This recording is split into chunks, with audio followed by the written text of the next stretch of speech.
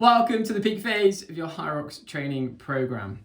You have built the biggest, broadest foundation of fitness. You then stacked upon it Hyrox capacity, and now it is time to sharpen the axe and get you race ready.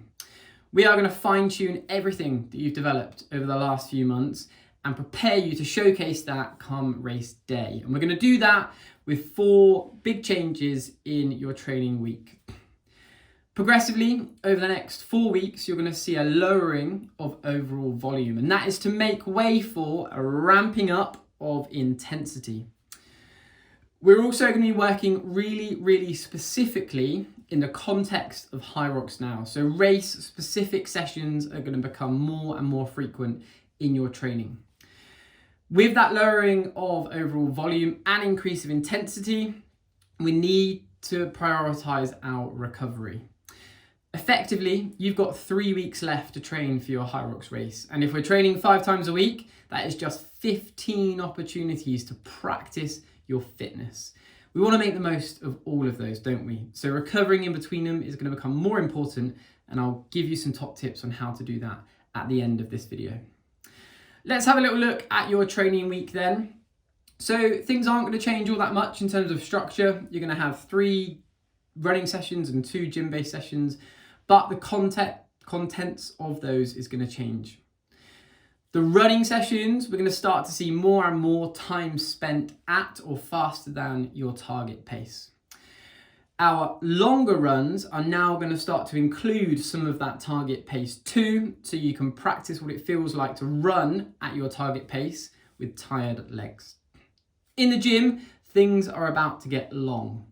Not long in duration, but we are going to see more and more longer workouts. Less building top end strength and more now starting to build that muscular endurance we're going to need on race day.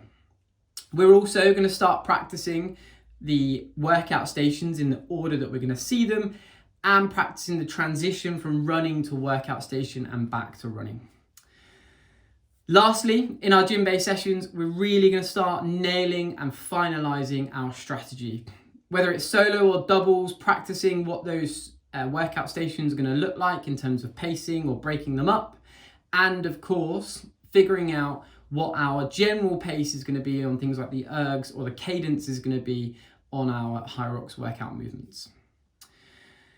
My biggest tip for you over the next 2 weeks is to finalize everything you're going to do and use on race day. Nothing in the last 2 weeks of your training, and definitely nothing new, nothing on race day should be new to you. That means for the next 2 weeks, I want you to make sure you've got what you're going to wear on race day. You're going to practice the equipment you're going to use, the nutrition you're going to take on board. The last thing we want is for some new shoes to give you blisters, or some new technology not to work, or a piece of clothing to give you some ag that is going to wreck your race. We want the best chance for our fitness to shine on race day. So for the next 2 weeks, we're going to test all of our clothing. We're going to test our water bottle, our means of tracking our pace. We're going to work on our nutrition and our race strategy. As I mentioned, recovery in between your sessions is going to be critical now. You've got 15 or so opportunities to get better at racing and to become fitter if we can. We need to make the most of the time that we have now in training. So eating a colourful diet and keeping hydration front of mind is going to be really important. Generally, doing your very best to lower stress outside of training, and where possible, prioritizing your sleep is going to give you the best chance to turn up to those training sessions ready to make the most of them. Last but not least, as I mentioned, we're going to be seeing a long run, there or thereabouts, the same duration as our Hyrox race, and we're going to see longer and longer workouts in the gym. So this is a great time to practice your pre-race fueling in our training. If you haven't yet, check out the nutrition webinar on our YouTube channel, or you'll see it referenced in the program a few times.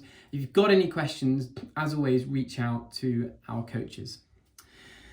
By race day, guys, you should feel confident.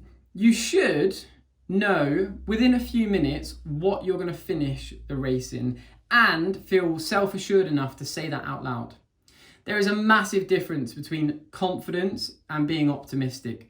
And generally, confidence should be backed by all the training that you've done and all the evidence that you have the capacity to run at a certain pace, to ski and row at a certain pace, and to move at a certain cadence in those workout stations. So look back through your training. Spend this time figuring out what your paces should be and turn up to race day feeling super confident and self-assured that you've put in the work and you are ready to race.